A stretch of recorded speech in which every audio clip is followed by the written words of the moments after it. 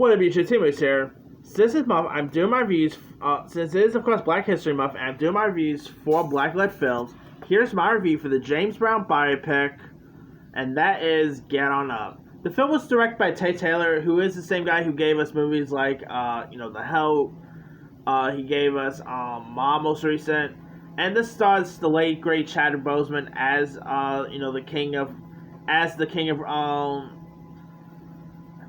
King of Blues himself, James Brown. This of course shows pretty well in depth on who who James Brown was. From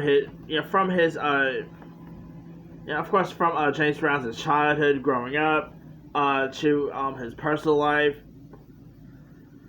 Come on, he is obviously one of the most influential musicians of all time. He's pretty much like the king of R&B and stuff like that. This featured loads of James Brown's songs, such as Get On Up. It also features songs like I Got You and all.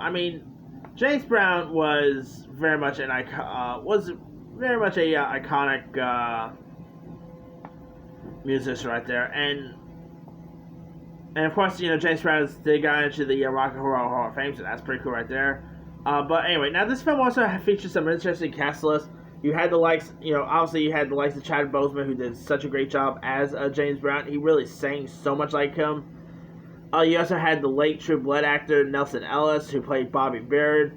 You had Viola Davis, who does a great job at playing James Brown's mother. Octavia Spencer played the role of James Brown's aunt. You even had famed singer Aloha Black was in this. Craig Robinson, Dan Aykroyd, Allison Janney, Anna O'Reilly was in this. Jill Scott. You had some really solid cast lists in this. You even had Lenny James, who played James Brown's father. You had Tika Sumpter was also great in this, who of course played the love interest. Brandon Michael Smith did a pretty good job at playing Little Richard. This movie, had some who characters in this, but it's really solid. Of course, Chadwick Boseman had a really interesting career at playing real-life people, whether he played Jackie Robinson, James Brown, Thurgood Marshall, which I'll get to tomorrow. Get On Up is just a magnificent film. I literally saw this in theaters when it got released. It got released when did it get released in? Yeah, it got released on August 1st of 2014, and it's such a really decent film. This movie went from James Brown's childhood to when he got arrested. Even the scenes between with him live at the Apollo, I thought was really cool. This film really really went in depth on James Brown's life and career, and what a career he had.